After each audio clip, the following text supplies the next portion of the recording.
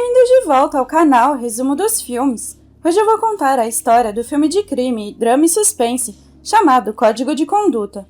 Alerta de spoilers a seguir. Clyde é um funileiro. Sua filha seguiu os passos dele e fez uma pulseira para ele, e agora está fazendo uma para sua mãe. A esposa de Clyde pede que ele abra a porta. Quando ele abre, ele é derrubado e 2 assaltantes entram na casa. Eles amarram as mãos de Clyde e roubam a casa. Um dos assaltantes, Darby, diz: "Você não pode lutar contra o destino", e esfaqueia Clyde. O cúmplice de Darby, Rupert, tenta sair, mas só é mandado calar a boca. Clyde é forçado a testemunhar o abuso e o assassinato da sua esposa, e quando a sua jovem filha aparece, ela também não está isenta desse destino. O promotor Nick fala com o seu colega sobre o caso Clyde. O assunto ficou fora de controle ontem à noite, porque um juiz decidiu que o DNA da cena do crime não era aceitável. Ele decidiu aceitar um acordo em vez de ir a julgamento com o caso. Ele não está correndo nenhum risco dizendo: "Alguma justiça é melhor do que nenhuma". Nick se encontra com Clyde, que lhe entrega bilhetes que ele acha que podem ajudar no caso. Nick põe as anotações de lado e diz que Darby concordou em testemunhar contra Rupert, que irá para o corredor da morte com o seu testemunho. Darby será condenado a uma pena de até 5 anos de prisão, e Clyde, já emocionalmente abalado, não consegue se conformar com isso. Ele implora a Nick que não aceite o acordo, mas isso já foi decidido. É assim que a justiça funciona. Não se trata do que você sabe, mas do que você pode provar. Nick diz que é uma vitória para eles, como se estivesse cuspindo na cara de Clyde. Na sala do tribunal, todo o incidente foi encenado como se Rupert fosse o principal culpado. Darby debocha da esposa de Nick como se ela fosse a próxima e assina o acordo de alegação. Lá fora, Nick faz uma declaração à imprensa sobre a sentença e Darby lhe agradece sarcasticamente, enquanto Nick observa à distância, ainda chocado com o quanto tudo isso é injusto. Depois de um dia duro no trabalho, Nick volta para casa para sua esposa Kelly e, para acalmá-la, ele fala com a sua filha na barriga dela. 10 anos mais tarde, a filha de Nick cresceu, mas ele está muito ocupado como sempre. Mais uma vez, ele não vai ao recital da sua filha na escola, e Kelly está infeliz por ele estar negligenciando tanto a vida da sua filha por causa do seu trabalho. Hoje é o dia em que Rupert será executado por injeção letal e Nick está presente com a sua colega de trabalho, Sarah. Ele testemunha a execução ao invés de ir ao recital da sua filha. As últimas palavras de Rupert são que ele não foi o único responsável pela morte da família de Clyde. Depois, Rupert é injetado com 3 drogas, administradas em uma ordem específica. Em vez de morrer sem dor, ele começa a tremer e a gritar e morre agonizando. Mas o diretor explica que eles não são responsáveis pela agonia do homem, e isso nunca tinha acontecido antes. Um policial chega e entrega aos promotores uma garrafa com a frase: "Não se pode combater o destino". Nick reconhece esta frase e a polícia procura em Darby e encontra o seu paradeiro. Na casa de Darby, que está cheirando um pouco de farinha, ele recebe uma ligação. A voz é abafada e diz tudo o que há para saber sobre ele. Darby se torna paranoico. A voz diz a ele para olhar pela janela. Ele vê a polícia se aproximando dele por todos os lados. Darby corre para fora e dispara alguns tiros contra os carros da polícia. Ele recebe outra chamada de voz abafada, dizendo que se ele quiser ficar fora da prisão, tem que deixar a sua arma e ir em direção à fábrica abandonada. Darby faz o que é dito. Felizmente, no caminho para lá, ele encontra um policial dormindo em seu carro. Ele entra, pega sua arma e o obriga a dirigir. Eles param em um local deserto. Darby o arrasta para fora e lhe diz para se ajoelhar. Mas antes disso, Darby recebe uma ligação e fica sabendo que o seu salvador não era outro, senão o próprio Clyde. Darby tenta atirar nele, mas é uma armadilha. Ao invés disso, ele é injetado com um soro paralisante, mas ele permanece consciente. Em outras palavras, Darby não consegue se mover, mas ele sente tudo. Clyde então o prende em seu armazém e diz a Darby que ele sentirá uma dor que nunca sentiu antes. Ele fez todos os preparativos necessários para retardar a sua morte pelo máximo de tempo possível. Antes de começar a tortura, Clyde lhe diz que sabe o que é ser desamparado, assim como era há 10 anos atrás. Não se pode lutar contra o destino. Depois ele inicia a gravação e começa a desmembrar Darby. Enquanto isso, Nick e Sarah discutem a adulteração da injeção letal. Nick sente que Darby não teve nada a ver com isso porque não tem cérebro para isso. Um tempo depois, a polícia encontra Darby em 25 pedaços e eles notificam Nick sobre essa visão terrível. Sarah percebe que a única pessoa que tem um motivo é Clyde. Ele vendeu todos os seus bens nos últimos anos, comprando propriedades em lugares bizarros. Ele também é dono do armazém onde Darby foi encontrado. A brigada da polícia está a caminho da casa de Clyde, que está se despindo calmamente quando ouve as sirenes. Eles cercam a sua casa e Clyde os recebe calorosamente, mas nu. Ele é preso e no caminho para o carro, ele dá um olhar ameaçador a Nick. Na casa de Clyde, eles encontram livros de direito e um pedaço de jornal arrancado, no qual Nick e Darby apertam as mãos. Eles têm Clyde algemado em uma sala de interrogatório da prisão, mas infelizmente não têm nenhuma prova contra ele, só podem esperar por uma confissão. A filha de Nick recebe uma gravação do que deveria ser o seu recital e implora à mãe que a assista, mas ela recusa, dizendo que a assistirão com seu pai. A filha de Nick coloca em silêncio o DVD, mas aquele não é o recital dela. São as imagens de Clyde cortando Darby, e Nick decide confrontá-lo. Ele desliga a transmissão ao vivo e faz um pequeno número, como se Clyde tivesse feito a coisa certa. Clyde confessa que queria matar Darby e Rupert, e tem repetido essa ideia na sua cabeça nos últimos anos. Nick toma isso como uma confissão e começa a sair, mas Clyde o detém, explicando cuidadosamente a rotina diária de Nick e dizendo a ele para se sentar, mesmo que Nick diga que eles terminaram aqui. Clyde diz que qualquer coisa que ele disse é inadmissível porque ele nunca disse diretamente que matou ninguém e sabe que eles não têm provas. Mesmo que Darby tenha sido encontrado morto no armazém de Clyde, Clyde é proprietário de inúmeras propriedades em todo o país e pode dizer que foi uma armadilha. Nick diz que eles sabem que foi para ele, mas não se trata do que você sabe, mas sim do que você pode provar. Clyde diz que dará sua confissão completa se Nick puder fazer algo por ele.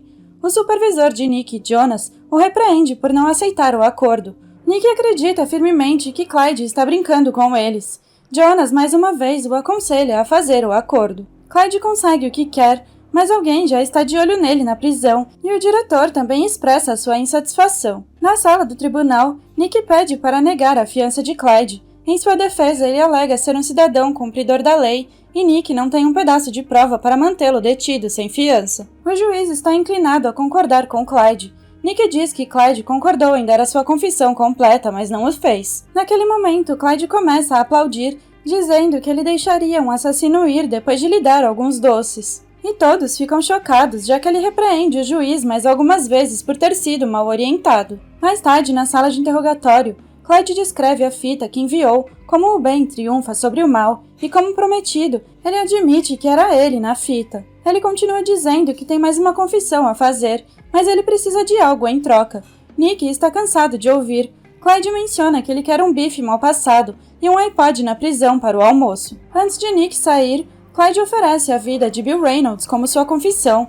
Bill foi o advogado de Darby, então Nick retorna, e Sarah diz que Bill está desaparecido há 3 dias. Clyde fala para a câmera, dirigindo-se a Nick e dizendo que se ele quer Bill vivo, ele deve atender às suas exigências amanhã exatamente às 13 horas. No dia seguinte, eles recebem o bife entregue na prisão, mas 5 minutos antes das 13, o diretor decide verificar 2 vezes os promotores. Quando eles chegam à sala de Clyde com a refeição, estão 8 minutos atrasados, mas ele ainda mantém a calma e lhe conta o paradeiro de Bill. Ele também lhes diz que o encontro das 13 não era para ele, mas para Bill, então é melhor se apressarem. Nick corre para um helicóptero e eles voam para o local, enquanto Clyde escuta o seu iPod e curte o bife com o seu companheiro de cela, que tinha acabado de ameaçá-lo. Eles rapidamente se tornam bons amigos, mas tudo isso é um ato de Clyde, que estava atrás do bife. Ele ouve a música e dá o controle ao companheiro de cela para distraí-lo, enquanto ele o apunhala no pescoço. Os guardas chegam à sala de Clyde e o diretor fica furioso. Nick encontra Bill enterrado com uma máscara de oxigênio. Ele está morto. Levaram 15 minutos para chegar lá da prisão. Então, se Clyde tivesse conseguido seu almoço a tempo, Bill ainda estaria vivo. Nick recebe uma mensagem de Sarah dizendo que Clyde assassinou o seu companheiro de cela e está sendo levado para a solitária. Nick visita Clyde em sua solitária perguntando do que adianta matar todas essas pessoas. Mas Clyde quer responsabilizar todas aquelas pessoas pelas suas ações. Nick dá a pulseira da sua filha a Clyde e pergunta se a sua família ficaria orgulhosa de se vingar em seu nome. Mas a sua esposa e sua filha não podem sentir nada, pois elas estão mortas. Enquanto isso, Nick e Jonas encontram um funcionário do governo que tem mais informações sobre Clyde. Ele diz que Clyde é um tático nato que mata pessoas sem estar na mesma sala que elas. O companheiro de cela que ele matou não foi aleatório. Este é um peão que foi retirado do quadro e ele sugere que eles procurem a próxima peça. O funcionário diz a Nick que a única maneira de deter Clyde é entrar em sua cela e colocar uma bala em sua cabeça, pois de outra forma ele não pode detê-lo, já que ele está visando todos que estavam envolvidos no caso da sua família. Ao sair, ele diz: se Clyde quer você morto, você está morto. E com esta informação, Nick e Jonas vêm até a juíza e pedem para violar os direitos civis de Clyde e restringir a visitação para garantir a segurança de todos. Ela concorda e assina um documento. O seu celular toca e quando ela o atende, ele explode.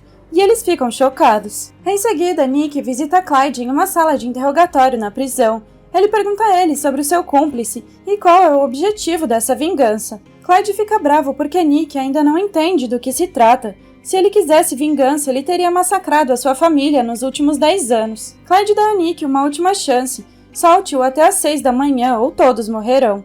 Então, Clyde é escoltado até a solitária máxima por uma série de guardas. Nick e Sarah se encontram em uma prisão onde passam por documentos para encontrar qualquer pista sobre quem está ajudando Clyde de fora, mas não conseguem encontrar nada. Sarah começa a duvidar se a decisão deles de tomar o acordo com Darby na época foi correta, e Nick assegura que sim. O pessoal da delegacia fica até às 6 da manhã, então Nick manda todos para casa para descansar.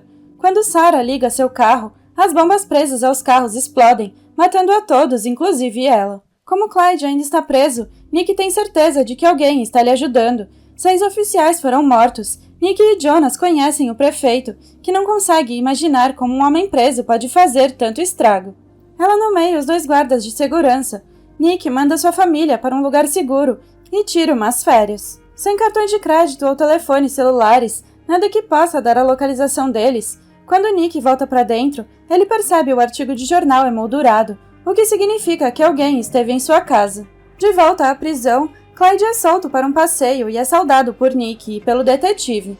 Com raiva, Nick bate em Clyde, que só diz que é bom que ele esteja com raiva, porque ele está apenas se aquecendo. O detetive puxa uma arma, mas Nick o detém. Clyde diz que o que Nick vai testemunhar será bíblico. No funeral de Sarah, Jonas pensa que foram eles que provocaram isto, mas Nick ainda acredita que eles fizeram a coisa certa, mas está começando a duvidar de si mesmo. Enquanto eles se afastam, um homem usando roupas pretas está controlando um drone militar armado com uma metralhadora, um EMP e um lançador de foguetes. Ele desativa os carros e eles param. O carro de Jonas está cheio de munições antitanque e para garantir que Jonas esteja pronto, ele explode o carro. A prefeita não pode acreditar que Nick tenha deixado isso continuar por tanto tempo. Ela quer demiti-lo, mas para reduzir a pressão da mídia sobre ela nomeia como novo promotor público. O prefeito da Filadélfia emitiu uma ordem de emergência para fechar a cidade inteira. Ninguém está autorizado a se mover sem restrições na cidade. Nick recebe um e-mail do contato de Sarah.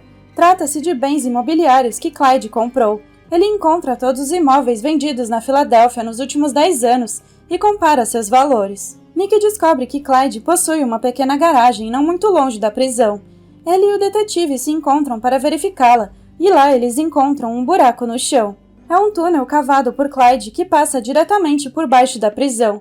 Clyde fez uma entrada em cada uma das celas. Foi por isso que ele matou o seu companheiro de cela. Esse foi o seu plano o tempo todo. Então o detetive verifica a cela de Clyde, mas ele não está lá. Disfarçado de zelador, Clyde passa pela segurança e entra na prefeitura através de um leve controle. O detetive e Nick descobrem que Clyde tem câmeras por toda parte, até mesmo na casa de Nick. Clyde planta uma bomba para matar o prefeito, que logo realizará uma reunião de segurança. Nick e o detetive chegam logo em seguida. Como precaução, eles devem proceder silenciosamente para não alertar Clyde de que estão atrás dele. Eles notam o carrinho de Clyde no 5º andar, logo abaixo da sala de conferência. Eles encontram uma mala que suspeitam ser a bomba. O homem do esquadrão antibomba abre a mala e diz que a bomba será ativada pelo telefone celular e pode explodir a qualquer momento. Alguns agentes designados para monitorar o armazém de Clyde avisam que ele encoste, enquanto Clyde vai até o seu equipamento no túnel e observa quando a reunião começa. Ele pega o seu telefone celular e sobe com ele. Em sua cela, Clyde é assustado por Nick. Ele tem uma arma e pede a Clyde que faça uma coisa certa, dando a ele uma saída. Clyde pergunta se ele está aqui para fazer um último acordo, e Nick diz que finalmente aprendeu o que Clyde tem tentado dizer a ele o tempo todo. Eu não faço acordos com assassinos. Nick diz a ele para não fazer isso, que é uma decisão com a qual ele terá que viver pelo resto da sua vida. Clyde diz que sente muito e liga para o número da bomba. Nick sai enquanto o detetive tranca a porta do túnel. Nick colocou a mala com a bomba debaixo da cama de Clyde. Ele olha para a pulseira da sua filha uma última vez, antes da sua cela irromper e explodir em chamas. Obrigada por assistir. Não se esqueça de se inscrever e deixar o seu like.